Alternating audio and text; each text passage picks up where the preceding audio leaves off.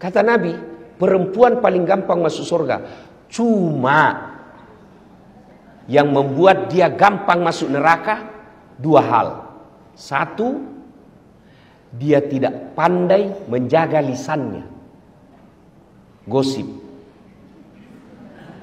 Ini kalau kumpul begini, jangan pikir bebas gosip. Enggak. Itu kalau datang itu temannya dilihat sama-sama Dharma Persatuan, dia lihatin tuh Pak, dari atas kepala sampai ujung kaki. Dia ada gosip tapi mukanya sinis.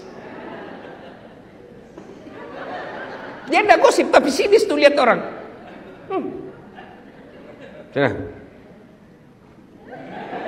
Kenapa?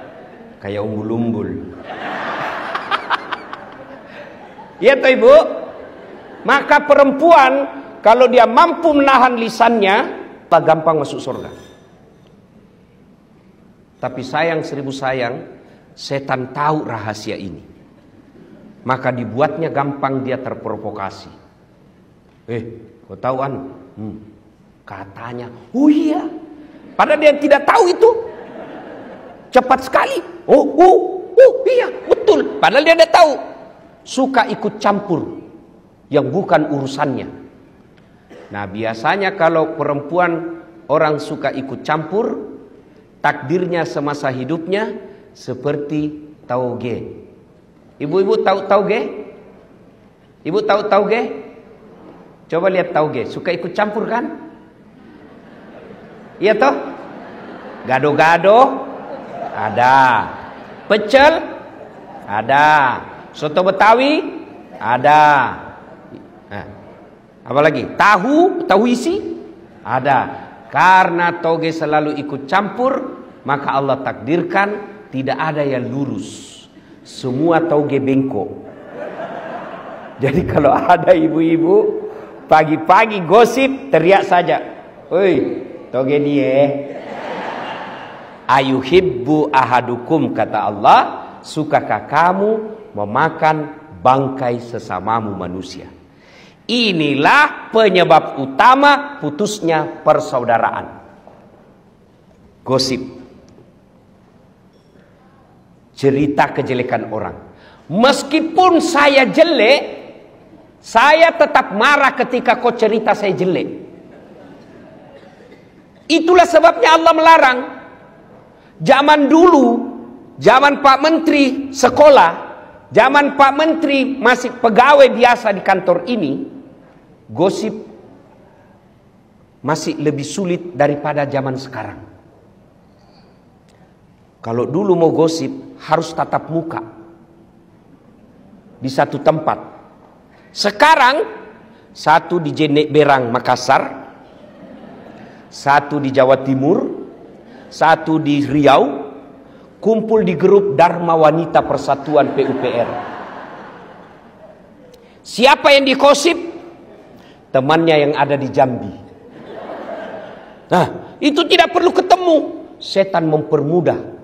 Dan kita gampang sekali mencet jari ketika berbicara keburukan orang. Itulah sebabnya Nabi sampaikan, beruntung orang yang terlalu sibuk mencari aib dirinya sehingga tidak punya waktu untuk mencari keburukan orang lain.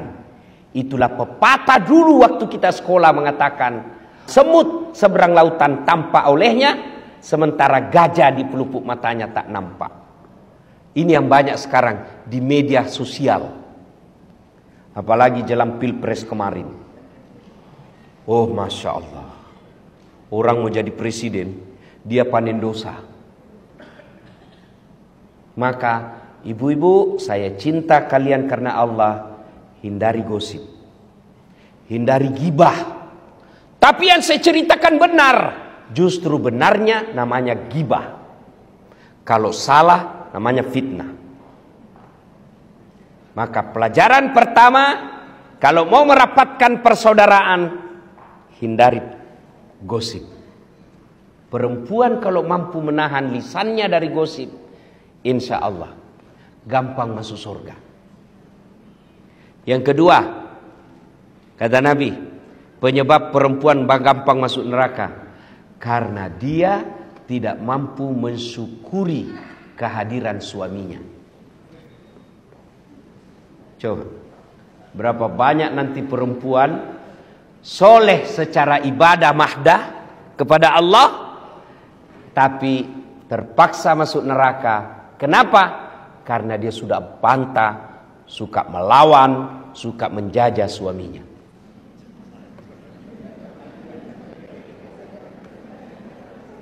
Ibu, ya, halo ibu, mau gampang masuk surga? Mau ibu? Mau? Kata Nabi, minta ridha suami. Bagaimana cara minta ridha suami? Yang praktikum, yang langsung bisa dipraktekkan. Satu, kalau suami mau berangkat, jangan lupa usap dadanya, minta ridhanya. Saya agak belok sedikit dari halal bihalal, karena tiap tahun kita halal bihalal. Tapi menasehati istri, ini jarang di sini. Ibu, jelas ya? Mau dapat ridhanya suami, suamimu setiap mau pergi, jangan pernah dia tinggalkan rumah tanpa ibu antar sampai ke mobil. Itu real. Tapi kadangkala perempuan modern, suaminya pergi tanpa dilihat sama sekali. Itu awal ibu jauh dari ridha Allah. Antar, pegang tasnya, masuk ke mobil. Itu istri saya Pak Menteri. Meskipun Ibu Kartika juga demikian, ya. Meskipun saya selisih 26 tahun, Pak Menteri tadi bilang istri saya itu ustaz cerdas. Beliau kadang lebih menasihati saya. Memang istri begitu. Daripada ibu jaga HP suami, tapi kan kita tidak berkhianat. Ya, tidak berkhianat. Jadi gimana caranya? Istri saya kalau saya mau keluar, itu ransel saya dipikul. Ya, saya bilang karena ransel saya itu ya setiap kemana-mana agak berat, karena banyak barang elektronik di dalam untuk saya mengajar. Bawa. Lalu dia bilang, jangan, nggak usah sayang, biar saya bawa. Kata istri saya, beratnya ransel ini tidak seberat beban Ustadz cari nafkah untuk kami.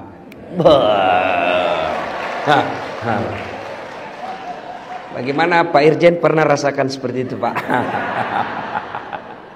Coba kalau ibu setiap hari begitu, biar perempuan mana yang goda suami, dia tidak akan tergoda. Kenapa? Ada bidadari di rumahnya. Begitu saya naik mobil Bu, tidak pernah istri saya tutup mobil sebelum dia cium tangan saya. 3 kali. Sudah cukup tidak? Dicium lagi nih. Cium lagi ini, satu lagi. Ini lagi kiri. Ini agak lama.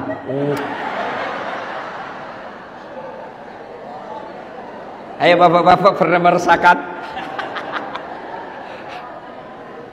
Ibu-ibu setiap mau pergi suami cium tangan. Nah, pantas perempuan lain cium tangannya suami. Coba ibu amalkan deh ini real. Nggak usah, ibu tidak usah menjelis taklim 1 bulan kalau nggak praktek ini. Itu real bisa ibu dapat ridha suami.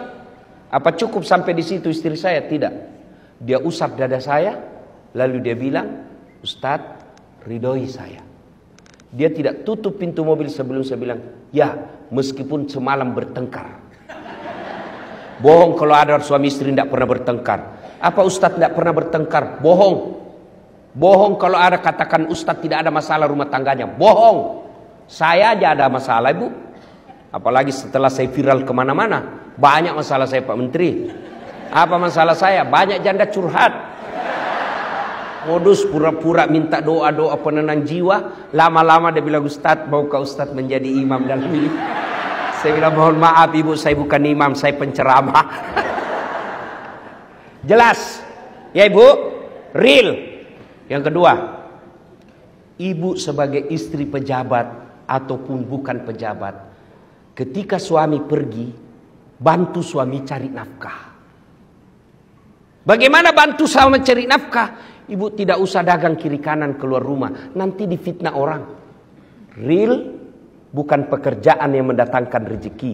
Kalau pekerjaan yang mendatangkan rezeki, semua orang yang sama pekerjaan tupoksinya mestinya sama uangnya. Tapi menurut keyakinan kita orang Islam, yang mendatangkan rezeki al-waqi'ah, kemudian duha, kemudian sedekah dan silaturahmi. Jadi ibu kalau mau bantu suami cari nafkah, sholat duha. Suami pergi, anak sudah pergi sekolah, jam 8, ibu ambil wudhu, sholat duha 2 rakaat. Ada waktu, tambah 4. Masih cukup, 6. Masih luang, 8 rakaat. Bagaimana caranya? Sama sholat sunnah yang biasa, cuma bedanya niat. Tahajud niatnya tahajud, waktunya malam hari. Sholat duha niatnya duha, waktunya pagi hari. Jangan juga ibu sholat duha malam hari. Saya sudah sholat duha Ustaz, tadi malam. Aduh, malam hari dia sholat duha. Sholat duha pagi hari. Sudah sholat duha, ibu minta doa. Ya Allah, Engkau yang ngatur rezeki suami saya di PUPR. Kalau rezekinya masih di atas langit, turunkan. Itu orang doa minta rezeki, Allah dipaksa loh bu. Kalau di atas langit, turunkan.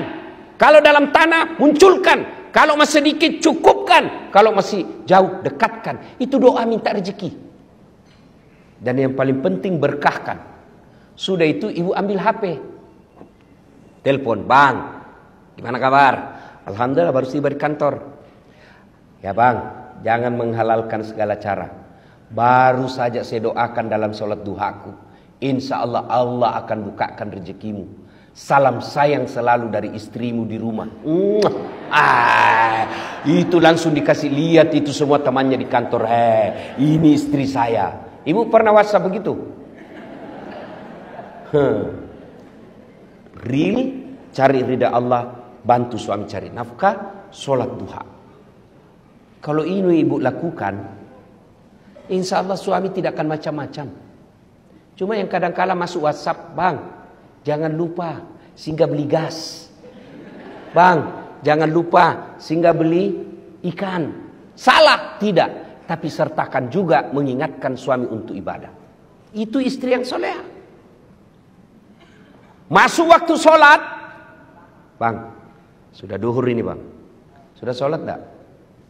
Belum. Sudahlah, tinggalkan dulu pekerjaan. Itu pekerjaan bisa dikerja. Sholat tidak bisa kau tunda. Ayo sholat. Itulah istri yang dapat ridha dari suaminya.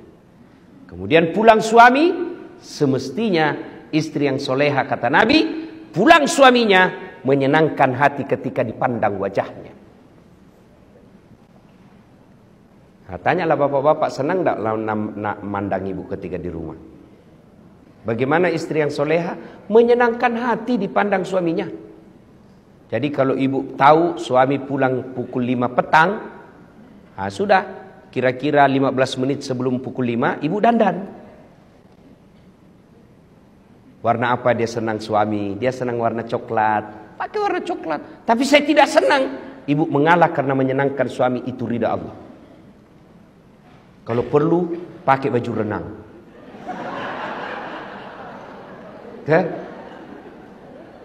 Alhamdulillah ibu-ibu saya lihat semua hari ini, Masya Allah, cantik semua.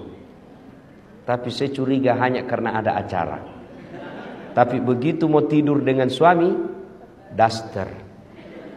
Ada pula itu bedak yang putih di sini penuh, baru dikasih timun. Ada handuk di kepala. Bagaimana suami tidak depresi? Aduh, setengah mati saya cari duit begini jodoh saya. Maka istri yang baik menyenangkan hati ketika dipandang wajahnya.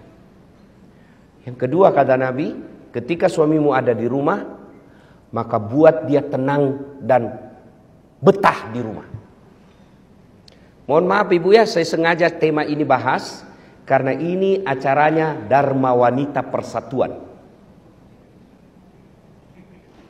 Supaya ada bekas kita bawa pulang untuk ini bu. Dunia sementara. Pak Basuki menteri sekarang, tinggal beberapa saat akan ditinggal. Tapi menjadi suami, menjadi istri, itu bisa sampai akhirat. Dan ibu tahu, makna dari doa fid dunya hasanah.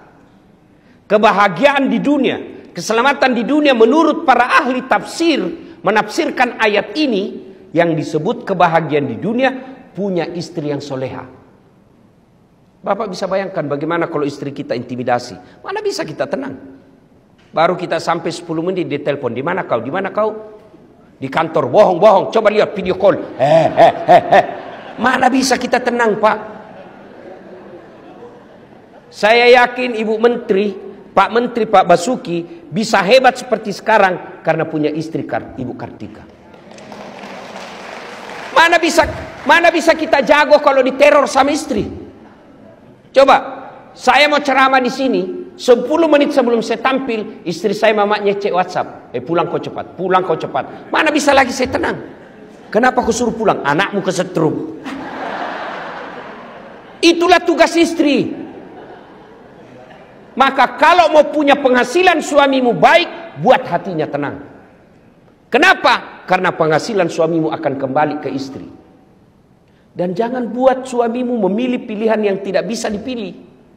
Mana? Kan ada perempuan itu kadang ngomong, ibumu terus, ibumu terus. Pilih ibumu atau saya istrimu. Mana bisa kita pilih? Itu yang orang Bugis bilang, ajak musuri lakimu to sikuna. Jangan kau suruh suamimu gigit sikunya. Ayo, ibu gigit siku. Yang bisa saya kasih umroh 10 kali. Coba gigit itu sikumu.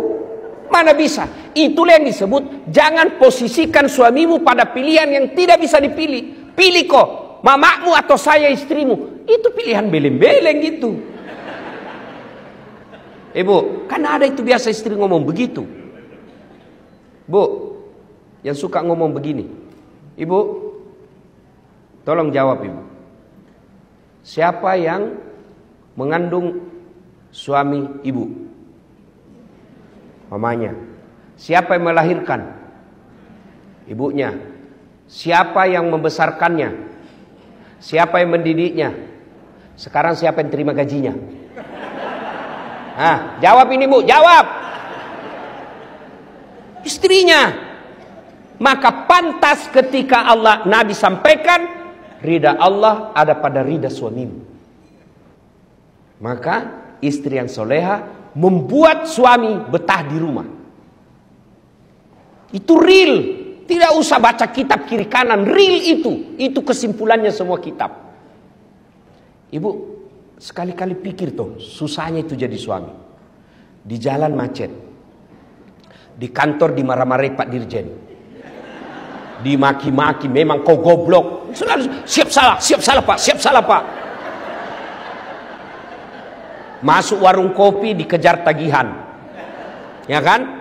Sampai di rumah dimaki-maki lagi sama istri. Memang kau goblok, kenapa kau tidak lawan? Mau dilawan dan dia dirjen.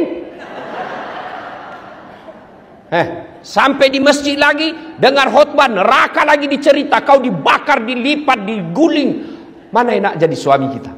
Sampai di rumah dimaki-maki lagi, hilang kita punya harga diri.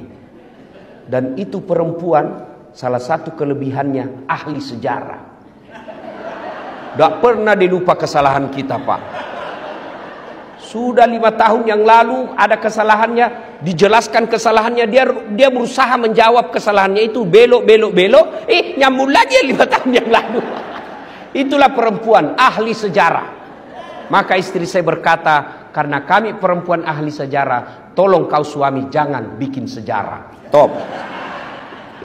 Ya, nah ibu-ibu yang saya muliakan, muliakan suami. Kadang-kala kita sakit, kadang-kala kita cemburu. Tapi jangan sakit dan cemburu itu yang baru beberapa saat melupakan kebaikan suami yang sudah puluhan tahun. Kalau ini yang kita lakukan disebut innallaha yuhibbul muhsinin. Allah mencintai orang-orang yang bukan saja memaafkan suaminya, tapi juga membalas dengan kebaikan. Itu esensi dari halal bihalal. Memaafkan, bukan sekedar memaafkan, tapi juga dia berbuat baik kepada orang yang menyakitinya. Ibu bapak saudara-saudara sekalian, suatu kali Nabi lagi duduk-duduk dalam masjid. Tiba-tiba Nabi bersabda, sebentar lagi akan muncul penghuni surga. Datang dan semua orang melihat, apa kelebihannya ini orang? Kalau dilihat dia masyarakat tidak terkenal, ibadahnya juga tidak istimewa. Lalu Abdullah penasaran, dia mau tahu apa amalnya ini sehingga Nabi jamin masuk surga. Maka dia datanglah ke rumahnya dan berkata, "Assalamualaikum Tuan." "Waalaikumsalam. Bolehkah saya menginap di rumahmu?" "Oke, nginap." Abdullah malam bangun sholat tahajud. Yang dijamin masuk surga yang punya rumah, dia cuma tidur. Pagi hari Abdullah bin Umar sholat duha, ini cuma duduk. Sore hari Abdullah tadarus, ini orang cuma lihat-lihatin. Hari 2, 3 begitu. Abdullah kemudian berkata dalam hati, sepertinya lebih banyak amalku dari ini orang. Dan dia berterus terang, "Tuan, saya mau tahu apa keamalanmu sehingga Nabi jamin kau masuk surga." Dan itu 3 kali Nabi ucapkan. Kata dia, "Tidak ada, kau lihat amalmu lebih banyak dari saya. Kau sholat malam, saya tidur." Lalu Abdullah berkata, "Baiklah kalau begitu saya pamit pulang." Belum jauh dipanggil, "Abdullah, ta'al sini dulu. Apa gerangan?" "Ada yang saya lupa." "Apa itu?" "Saya setiap malam sebelum saya tidur, saya berdoa kepada Allah, ya Allah, ampuni orang yang menyakitiku dan bersalah kepadaku hari ini, karena aku telah memaafkan mereka sebelum saya tidur." Lalu Abdullah berkata, "Allahu Akbar, itulah yang membuatmu gampang masuk surga." Ternyata orang yang ibadahnya sederhana tapi tidak punya sifat pendendam jauh lebih gampang masuk surga. Orang yang banyak ibadahnya tapi dendam dia bawa sampai mati. Inilah makna halal bihalal, memaafkan. Nah sekarang bagaimana cara kalau sudah terlanjur? Kemarin Pilpres 01, 02, 03. Sekarang tidak ada lagi 01, 02, 03. Sekarang 00. Mari kita tinggalkan semua itu. Namanya pesta demokrasi, pasti ada kalah, pasti ada menang. Dan kalau menang, ya dia punya tanggung jawab menjalankan. Kalau dia kalah, kalau dia bersabar, dia dapat pahala sabar. Nah, sudah. Bagaimana cara menyambungkan? Satu yang paling efektif menyambungkan silaturahmi, sedekah. Sedekah. Pak Menteri ada marahi staf. Nah, saya sudah kasih begini masih kau salah juga. Sudah ada topoksimu masih salah juga. Marah. Sudah marah Pak Menteri, katakan, ya sudah, lain kali jangan begitu ya. Ini ada pembeli pulsa. Katanya anak buah, "Pak, besok marah lagi deh Pak." Itulah hebatnya sedekah. Saya tanya ibu-ibu, senang suami pelit atau dermawan? Senang tetangga pelit atau dermawan? Senang tetangga pelit atau dermawan? Teman pelit atau dermawan? Tidak ada orang suka orang pelit. Bahkan orang pelit sekalipun tidak suka sama orang pelit. Iya toh ibu? Jangan ke rumahnya pelit, padahal dia juga pelit. Maka menyambungkan silaturahmi, sedekah. Tapi jangan salah paham, sedekah tidak selalu duit. Apa sedekahnya Kementerian PUPR? Bangun jembatan. Apa sedekahnya PUPR? Perbaiki irigasi. Itu sedekahnya. Kalau duit, berapa duit kita? Pasti korupsi kalau ada pegawai negeri banyak uangnya. Tapi sedekahnya kita adalah itu, PU, perumahan rakyat. Lakukan tugasmu, insya Allah meskipun pensiun, amal jalan. Saya bilang tadi sama Pak Menteri, saya dakwah, ayo sedekah. Orang hanya sedekah secara lisan. Tapi kalau Pak Menteri, ayo bangun jembatan, langsung jadi amal jariah. Kalau saya belum tentu. Maka merugi orang yang punya jabatan dan kuasa, tidak memanfaatkan jabatan kuasanya untuk sedekah akhirat. Kata Nabi, siapa yang mau dipanjangkan umurnya, dimurahkan rezekinya, dan tertolak dari bencana, maka hendaklah dia bersilaturahmi. Dan masjid itu bisa diselesaikan pekerjaannya hanya dengan modal silaturahmi dalam pekerjaan ustadz dan balai besar PUPR yang ada di Makassar. Itulah sedekahnya Bapak. Itu sedekah. Ya. Bukan sedekah selalu duit, karena duit kita tidak seberapa. Maka sedekahlah dengan pekerjaan. Jembatan diperbaiki, jangan sudah diresmikan, belum diresmikan sudah rusak. Ibu bapak saudara-saudara sekalian, inilah makna halal bihalal kita. Wa'tasimu bihablillahi jami'an wa la tafarraqu. Berpegang teguhlah kepada tali persaudaraan agama Allah dan janganlah engkau bercerai-berai. Dan di tempat ini saya bahagia sekali sebab meskipun ibu-ibu istri para menteri sudah lewat masa jabatannya, tetap dilibatkan di acara ini. Inilah yang disebut kebersamaan. Mudah-mudahan kebersamaan seperti ini terus kita rawat sampai kita nanti bertemu di akhirat bersama Rasulullah minum di telaga Al-Kautsar. Demikian, lebih dan kurangnya mohon dimaafkan. Usikum wa nafsi bitaqwallah. Assalamualaikum warahmatullahi wabarakatuh.